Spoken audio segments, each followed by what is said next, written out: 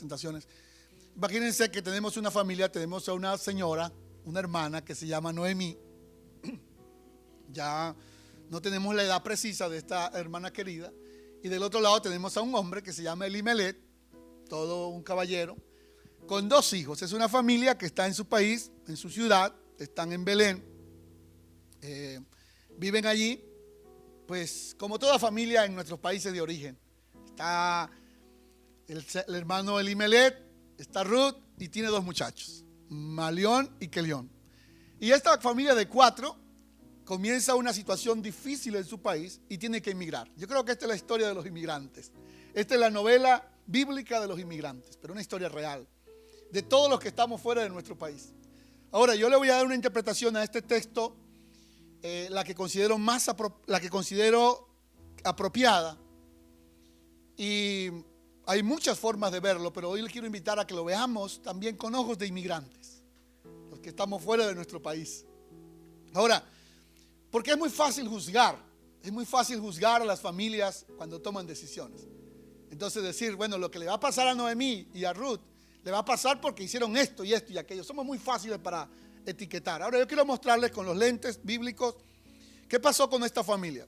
Lo primero que vamos a ver en lo que es un retrato de familia es que toda familia en algún momento de la vida, tenga su Biblia abierta en Ruth 1, en algún momento de la vida siempre toma decisiones. Entonces lo primero son las decisiones. Ahora, las decisiones que nosotros tomamos en la vida como familia tienen sus consecuencias. Pero cuando hablamos de consecuencias, no podemos pensar que todas son malas.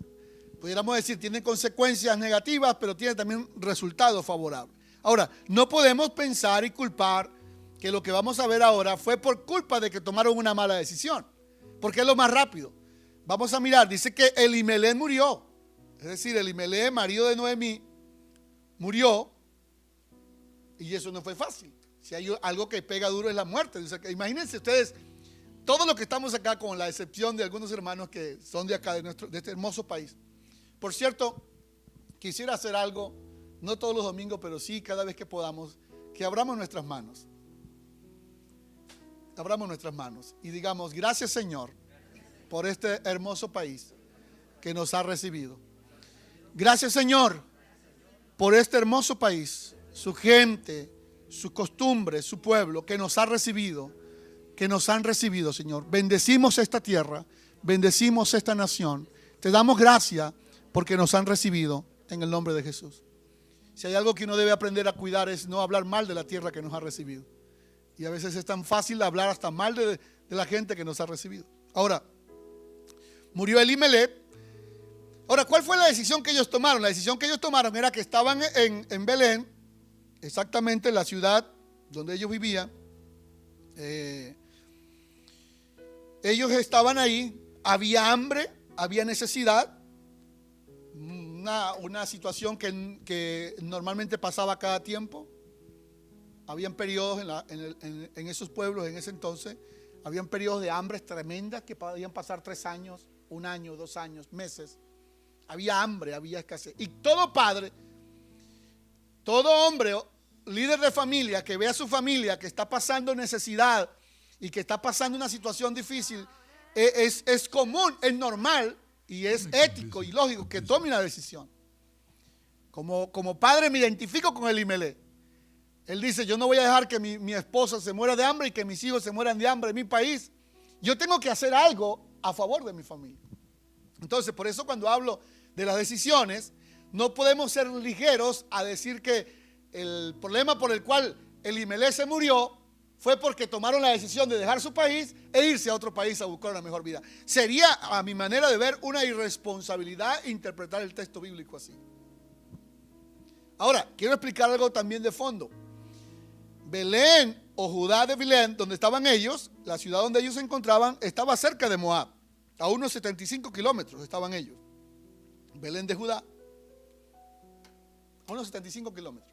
No eran muy lejos, estaban prácticamente vecinos. Tenían que cruzar la frontera y pasar el río o pasar el desierto y ya estaban en el país. Ahora, el país donde ellos van, Moab, que es un país que en ese momento tiene una estabilidad económica buena, es un país con un aspecto cultural y religioso bien interesante de que ustedes los conozcan. ¿Por qué? Porque Moab es descendiente, este pueblo se origina de una relación incestuosa entre Lot y sus hijas. Las hijas de Lot y Lot cometieron una aberración, un acto que no se puede justificar, un incesto, una relación sexual entre padres e hijas, y producto de esa relación incestuosa nace Moab, se origina Moab. De manera que esta nación de Moab es una nación que practica todo tipo de prácticas paganas e idolátricas. Sacrificaban sus hijos al dios Quemos, al dios Moloch, los sacrificaban, las mujeres se acostaban y trataban de hacer como un sacrificio y colocaban a los niños pequeños hasta que se incineraban, los niños morían como una ofrenda al dios Quemos. Era un pueblo pagano, era un pueblo perverso de prácticas idolátricas indeseables. Es más, se le exigía a los israelitas que no se casaran con ellos. Era una violación del mandamiento casarse con ellos. Estaba prohibido. Pero aún así quiero mostrarles que Elimelech decide ir allá por el bien de su familia, pero en ese transcurrir él muere. Entonces lo primero son las decisiones. ¿Qué decisiones tomamos nosotros? ¿Cómo actuamos con las decisiones que tomamos? Tenemos que hacerle frente. Dos, la segunda cosa que aprendemos de acá de este texto tiene que ver con el versículo número 4. La segunda, por favor. Dice, los cuales tomaron para sí mujeres moabitas, el nombre de una era Orfa y el nombre de la otra era Ruth. Habitaron allí 10 años. No, la segunda presentación. 10 años. Entonces, en estos 10 años en un país extranjero, vean lo que pasa. Habitaron allí y murieron también los dos hijos, Malón y Kelión, quedando así la mujer desamparada de sus dos hijos y de su marido. Ahora, préstenle mucha atención a la historia de los inmigrantes. A mí me gusta leer mucho la historia, me apasiona la historia de mi país y me apasiona la historia de este país, Estados Unidos. Quizás ustedes no lo sepan, puede ser que sí, ustedes son muy brillantes todos. Este es un país que se fundó sobre la base de inmigrantes. Los primeros colonos que pisaron esta tierra venían de Inglaterra, de Escocia y de otros países, pero eran lo que se llamaban los puritanos. Era una gente fiel a Dios, creyentes como ellos, pocas veces se ha registrado en la historia de la iglesia. Los puritanos, de ahí también surgen los presbiterianos. Los puritanos eran creyentes genuinos, afianzados a la fe, cristianos extraordinariamente devotos, gente pero íntegra a Dios y dedicada a la oración.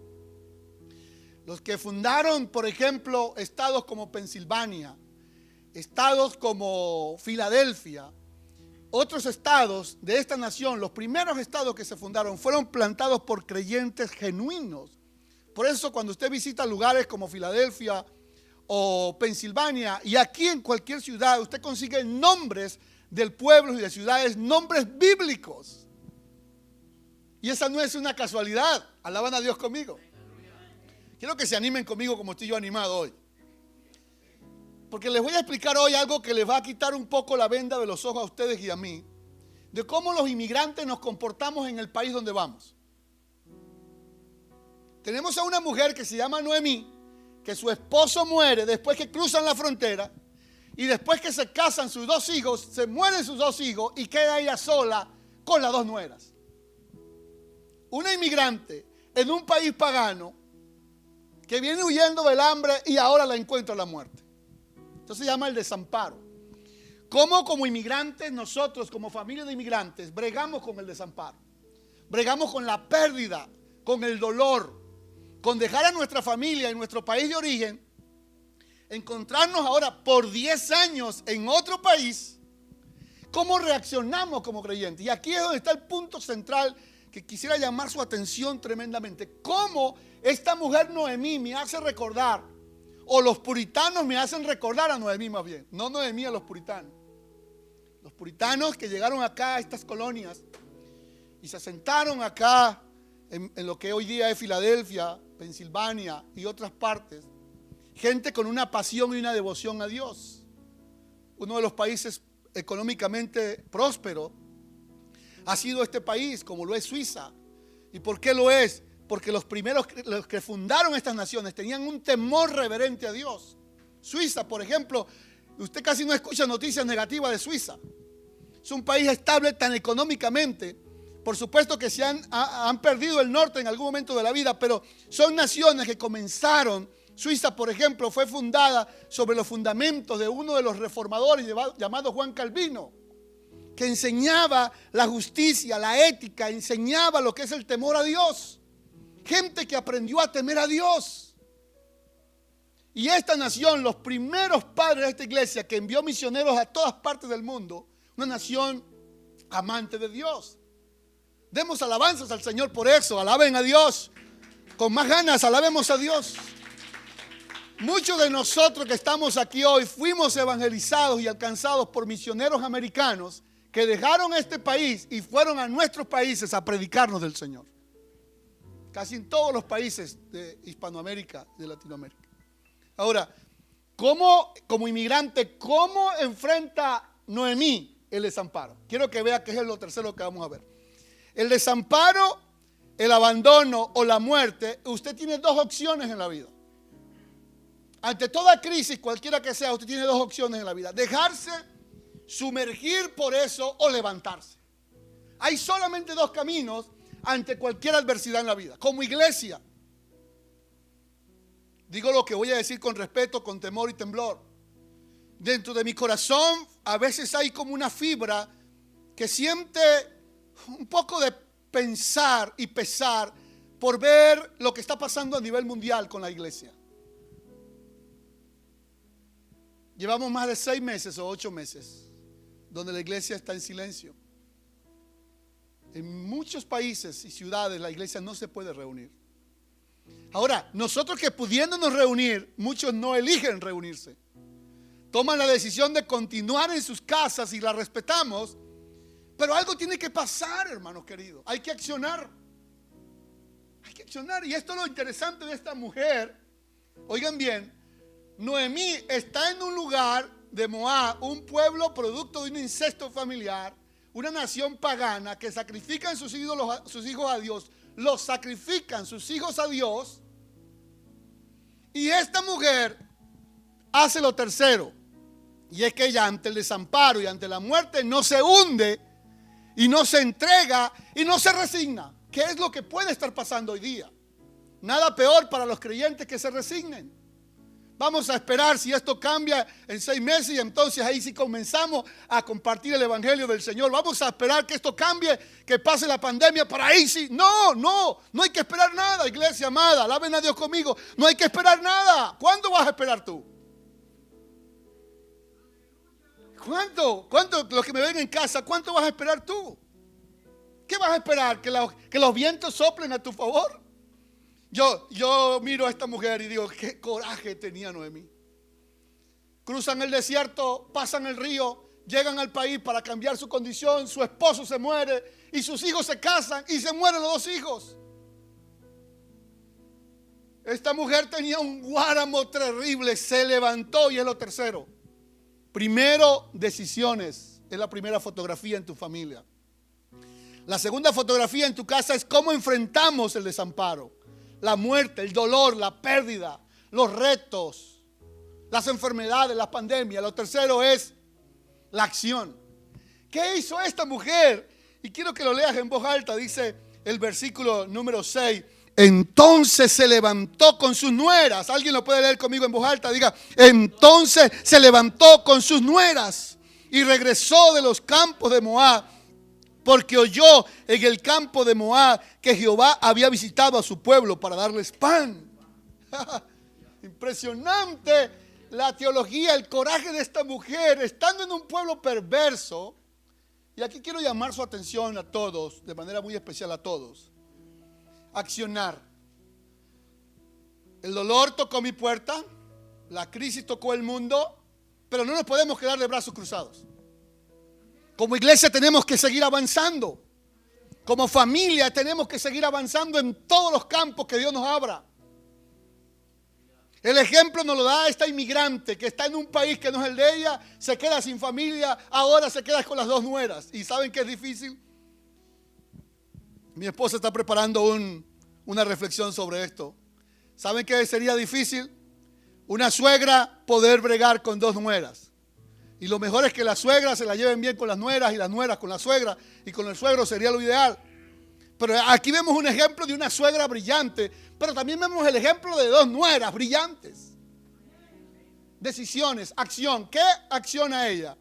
Ella acciona y decide tomar una acción, regresar de Moab a Belén. Ahora, la tercera parte nos lleva a la cuarta de una vez. Porque la acción de Noemí va precedida por escuchar la voz de Dios. ¿Lo ven conmigo?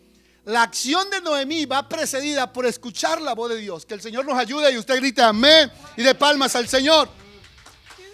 Quiera Dios que nosotros podamos tomar decisiones precedidas por oír la voz de Dios. Oh, casi llegan ustedes a ser salvos. Hermano querido, esto es lo que yo estoy aprendiendo de esto que es impresionante. Cuando pasamos de un país a otro, o aún en nuestro país, la tendencia normal de los creyentes y de las personas es adaptarse a la cultura que vive y hacerse como ellos. Oh, pues aquí es normal, todo es normal.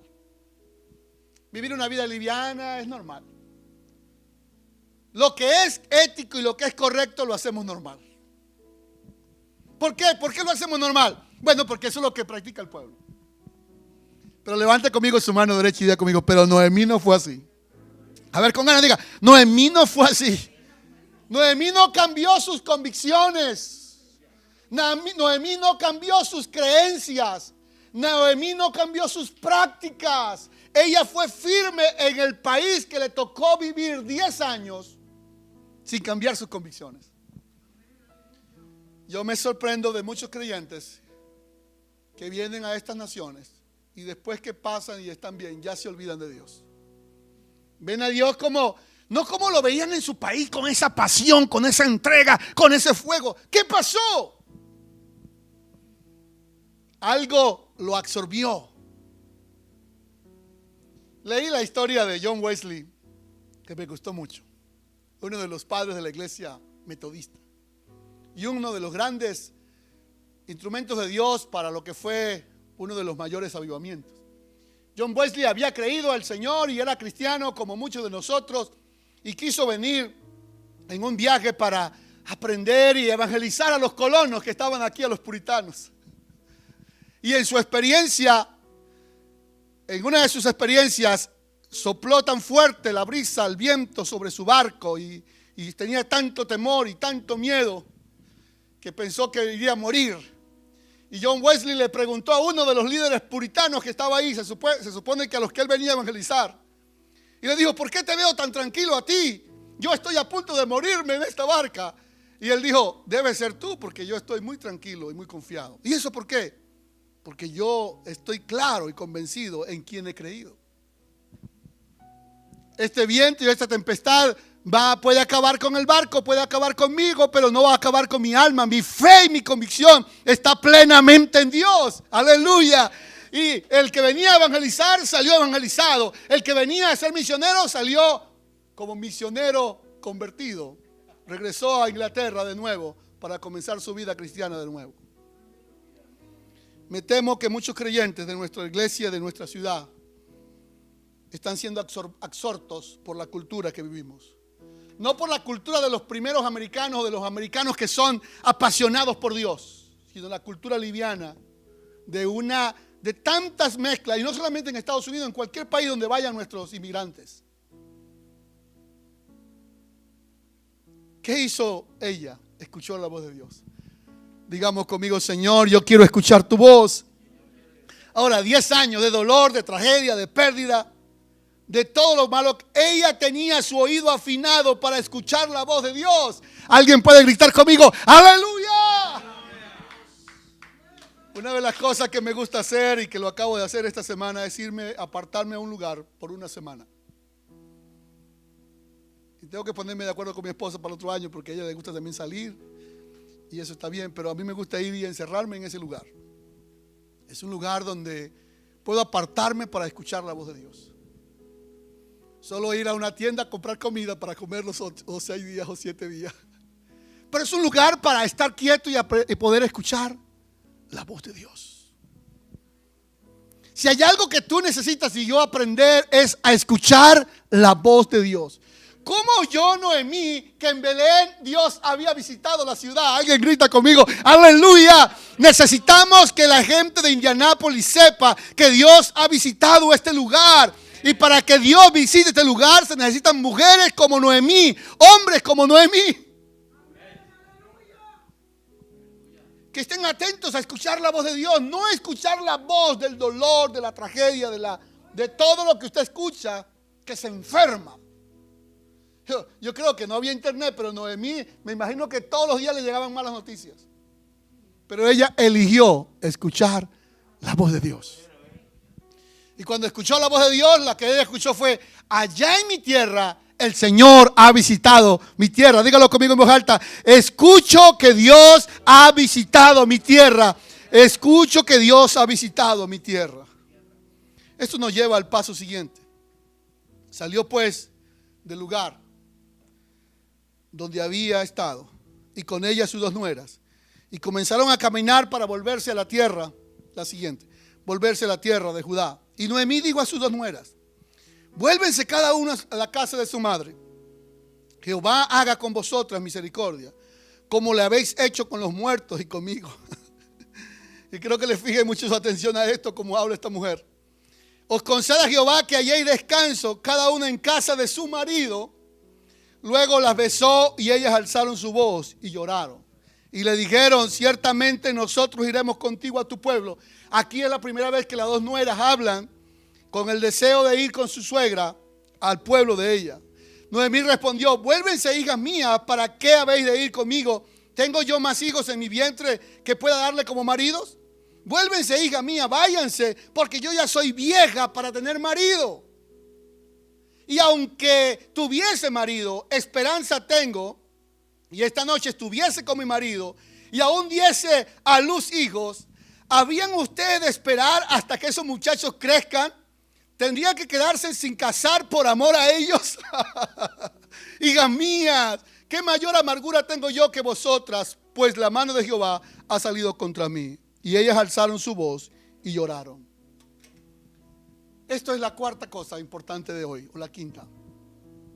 Cuando una persona sabe bien lo que es, usted sabe bien quién es usted. Cuando usted sabe bien cuál es su iglesia, su misión que Dios le ha encomendado, usted sabe interpretar bien la realidad. A mí me parece que Noemí es una mujer extraordinaria, que ella no le da falsas expectativas a sus nueras. Sus nueras le dicen: vamos a ir contigo, Noemí, a donde tú vayas. Y Noemí le dice: ok, siéntense ahí las 2, por favor. Quiero explicarles bien las cosas. Donde yo voy, no tienen garantía de que ustedes puedan entrar. En mi país no puede entrar jamás un moabita. Una vez que pase la frontera, es una mujer muerta. Así que siéntense, por favor. Eso es lo primero. Y lo segundo es que ya ustedes no tienen más posibilidad de volverse a casar con un hijo mío. Si yo tuviera marido y me acostara esta noche con él y tuviera varios hijos, ustedes no tendrían la paciencia para esperar que mis hijos crezcan para que se vuelvan a casar con él. ¡Ay, qué poderosa enseñanza esta, hermanos! El amor, los jóvenes que están solteros, el amor debe ser firme. Y el amor admite explicación. Si hay algo, me motivan sus amenes. Si hay algo que los jóvenes deben aprender, es que el amor debe ser firme. Y el amor debe ser real. Una cosa es el enamoramiento y otra cosa es pisar tierra. Siéntate ahí, por favor, pisa tierra. Y cuando Noemí interpreta la realidad correctamente como creyentes, interpretar la realidad correctamente no significa negar la fe. Significa que cuando yo interpreto la realidad correctamente, mi fe debe crecer o mi fe debe desaparecer. Si interpretando la realidad correctamente que tienes frente a ti, tu fe crece, eres una persona de convicción. Pero si interpretando la realidad tu fe desaparece, entonces no había en ti una fe genuina. Porque él dice: esto es lo que tenemos, esto es lo que hay. yo voy a regresar amargada, llena de tristeza, voy a regresar sola a mi casa y ustedes quieren ir conmigo, esto es lo que hay. Eso se llama interpretar la realidad. La realidad no elimina la fe. Al contrario, tu realidad debe hacer que tu fe crezca. Alaben a Dios, tu realidad debe hacer que tu fe crezca. Todos alaben a Dios con palmas. Amén.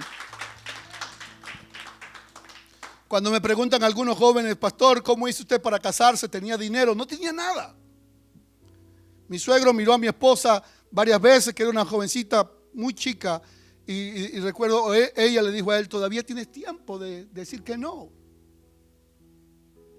Porque ¿qué le va a ofrecer él si es un pastor y estudiante universitario? Esa era la realidad. Y era necesario. Inclusive recuerdo que cuando me fui a casar por civil, el juez o el prefecto se demoró más de la cuenta, 2 horas, y yo ya estaba impaciente esperando.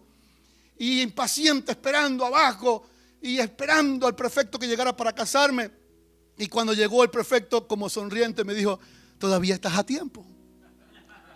Todavía estás a tiempo. Pero no. Esa era la realidad, pero no negaba la fe. Y lo último, o no lo último, que quiero que mires, quizás lo penúltimo, es el siguiente punto. Cuando tú interpretas la realidad bien, tú tienes una correcta interpretación del dolor, de la pérdida, de las situaciones difíciles, del sufrimiento. Y esto es muy importante. Esta es como la lección teológica de este capítulo 1 de Ruth. Los creyentes debemos darle la justa interpretación al sufrimiento. Amén. Hagan ustedes así como. Hay una enorme cantidad de predicaciones y de mensajes que son buenos, pero que alientan al creyente solamente a la vida de prosperidad y de felicidad, sin la cruz, sin el sufrimiento. Sean prósperos y yo predico la prosperidad, sean sanos y creo en la sanidad, pero no podemos quitarle a la predicación nuestra, a la cruz, el sufrimiento. No podemos quitarle al evangelio lo que Jesús dijo: si alguno quiere venir en pos de mí, tiene que negarse a sí mismo. Y la iglesia o el evangelio fácil no nos lleva a ninguna parte. Por lo menos no nos lleva a la eternidad. O nos lleva a la eternidad pero sin Cristo. Y Noemí le da una interpretación correcta a su sufrimiento. Por ejemplo, ella hubiese podido decir: oh, qué mala es la vida. Me vine de mi pueblo huyendo y resulta que aquí se me muere mi esposo.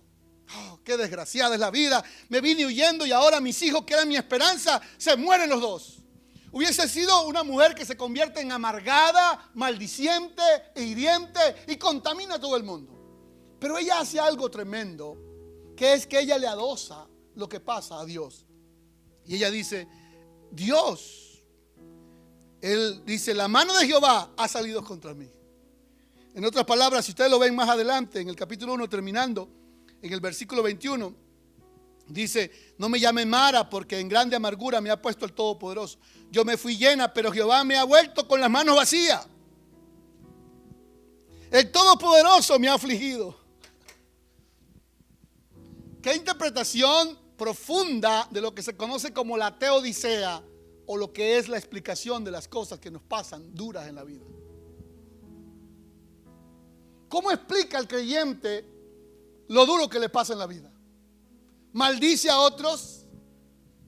Y no estamos hablando de cualquier cosa, estamos hablando de 3 muertes, de 3 personas muy significativas. Yo creo que en menos del lapso de 1 año, o 2 años, póngale 3. Ella dice lo que dijo Job. Job es el libro del Antiguo Testamento que es la mejor interpretación de cómo el creyente debe interpretar el sufrimiento en la vida. Job dijo, cuando su esposa le dijo: maldice a tu Dios y muérete, él dijo: ¿recibiré de Dios solamente el bien y no el mal? Aunque Él me matare, en Él esperaré. ¿Cómo interpreta usted las cosas duras que le pasan en la vida? Y estamos hablando de cosas duras, no de cositas, de que un hermano me miró mal y el otro me volteó los ojos. Esas simplicidades no cuentan. Cosas duras como la muerte de un hijo, la muerte de un padre, la muerte de un ser querido, que son cosas tremendas. ¿Cómo lo interpretas? Te levanta como se levantó Noemí, con coraje.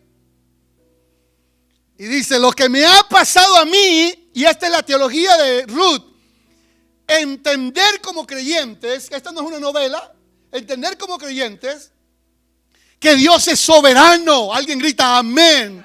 Dios es soberano. Este libro demuestra la soberanía de Dios a través de la misericordia con sus hijos.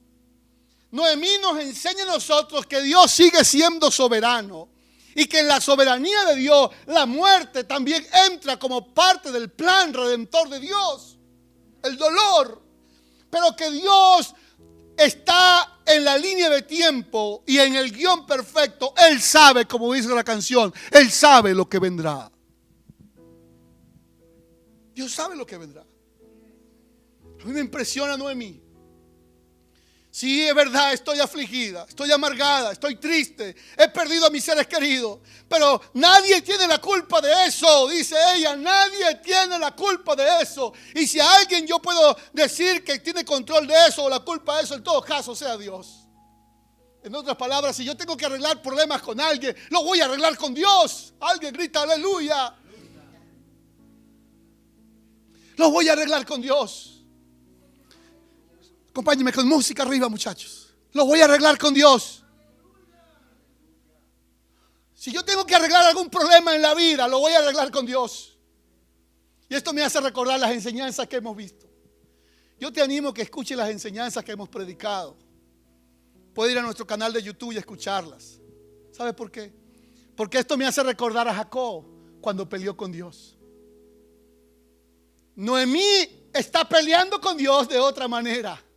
Le está diciendo, Señor, está bien, mis hijos ya no están conmigo, mi esposo tampoco, pero yo a nadie le voy a echar la culpa de esto. Y lo último es la resolución. La resolución. Nosotros debemos ser un pueblo de resoluciones. Y aquí viene algo medular de esta enseñanza. ¿Cuál es la resolución? Orfa y Ruth tienen la misma capacidad para decidir. Tienen la misma oportunidad para elegir. Aquí todos conmigo. Tienen la misma oportunidad. Noemí las sienta a las dos prácticamente en la misma silla. Quiero que le presten atención a esto. Esto es, yo no había aprendido esto. Lo estoy aprendiendo aquí en Estados Unidos. Más. Es difícil lo que les voy a decir. Es muy difícil. Aprender a dejar a las personas que tomen sus decisiones y que elijan lo que creen que deben elegir no es fácil, sobre todo para los padres. Respira profundo. Noemí sienta a Ruth y le dice, regresen por favor con su familia, váyanse con su familia, yo me voy sola porque ya no tengo nada más, váyanse. Ella les está dando a ellas el poder de decidir y de elegir. Eso se llama un amor pleno y maduro. Cuando uno aprende, cuando usted le da el permiso a la persona para que elija y decida, aún en la iglesia, pastor, me voy de la iglesia, no quisiera que te fueras, mi amor es que esté aquí con nosotros, pero si esa es tu decisión finalmente, tengo que permitirme que esa persona decida y elija. Yo lo que haré es como Noemí, sentarlos en la silla. Y es lo que hará toda madre, toda padre, todo suegro. Sentarlo a los dos y decirle, esta es la realidad. Y después de esta realidad, la decisión que usted tome, yo estaré, le apoyaré. Nada fácil, queridos. Si hay algo difícil en la vida es hacer eso que les estoy diciendo. ¿Cómo duele como padres? Siéntense allí, hijas, esta es la realidad. Esta es la decisión que ustedes pueden tomar. Lo que ustedes decidan está bien. Orfa besó a Noemí y regresó. Ahora, si ustedes leen la historia, ustedes consiguen a Noemí acusando a Orfa, diciendo, Orfa me abandonó, Orfa sí es una mujer mala, Orfa se fue, no fue grata conmigo, qué mala mujer fue Orfa. No, queridos, todo el libro de Ruth no menciona que Noemí se amargó contra Orfa. Eso me habla de amor pleno y amor maduro. El amor que permite que la otra persona decida, elija. Lo mejor sería que elijan y que estemos juntos. Alabado sea el Señor. Ruth decide en la misma silla y elige seguir a Noemí. Ahora, ¿cuál de las dos era más santa? ¿O cuál de las dos era más cristiana? Ese no es el tema de discusión. Y si fuese el tema de discusión, yo diría que no se trata de quién de las dos es más santa. Las dos tomaron decisiones y las dos eligieron lo que consideraban mejor para sí. Y en esa decisión y en esa elección, Noemí la respetó. Ahora, finalmente, aquí viene lo interesante. Orfa se despide y regresa con su familia. Correcto, perfecto, excelente. Ruth decide acompañar a su suegra. Y aquí quiero invitarlos a cerrar esta prédica de hoy reflexionando. Tus resoluciones en la vida son las marcas que distinguen el éxito o el fracaso en tu recorrer en la vida cristiana. Tus resoluciones marcan un step, un paso más arriba de lo que tú vas a hacer. Cuando Ruth decide acompañar a Orfa, a Noemí, esto es lo que ella le dice. Noemí le dijo: tu cuñada se fue, vuélvete con ella. Y Ruth le respondió: no me ruegues que te deje, ni me aparte de ti, porque donde quiera que tú fueres, iré yo, y donde quiera que vivieres, viviré yo. Tu pueblo será mi pueblo, y tu Dios será mi Dios. Donde tú murieres, moriré yo. Allí seré sepultada. Así me haga Jehová, y aún me hallada. Que solo la muerte nos podrá separar. Y vean lo que dijo la suegra. 18. Y viendo Noemí que estaba tan resuelta a ir con ella, no dijo más nada. Póngase de pie, por favor. Jóvenes amados, si hay algo que marca la vida suya, son las resoluciones. Cuando usted escriba una resolución, procure que la resolución que escriba sea esta. Por ejemplo, si usted ama a su novia o a su novio y se va a casar, escriba estas resoluciones. Y dígale: tu pueblo será mi pueblo, tu Dios será mi Dios. Donde tú vivas, yo viviré, y donde tú mueras, yo moriré. Escucha bien. Lo único que nos va a separar de nosotros será la muerte. Alguien puede gritar a Dios con toda su alma y a todo pulmón decir: amén. Qué pacto tan extraordinario en el matrimonio. Quisiera animar a los jóvenes que este año se van a casar o el año próximo. Escriba sus resoluciones, escriba sus votos. Y las resoluciones son estas. Y en privado, presénteselo a su novio o a su novia. Y dígale: estas son mis resoluciones. Tu pueblo será mi pueblo. Pastor, y si me devuelven para el país de mi esposo, entonces no has hecho una resolución. Me motivan sus 3.500 amenes. Pastor, mi novia no tiene documentos y si me regresan después de estar casado, no has hecho una resolución, solo estás trabajando en tu motivación. Tu pueblo será mi pueblo, tu Dios será mi Dios. Donde tú mueras, ahí moriré yo.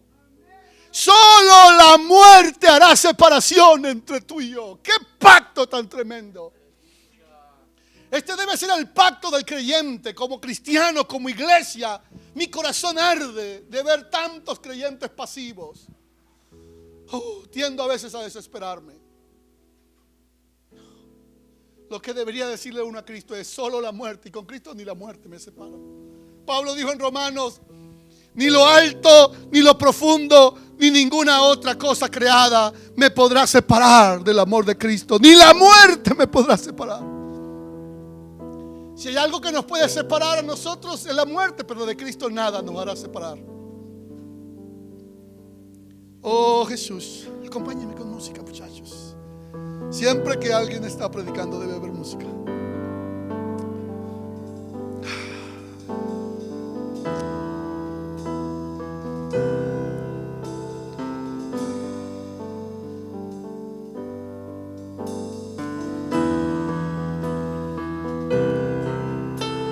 ¿Cuál es tu compromiso con Dios?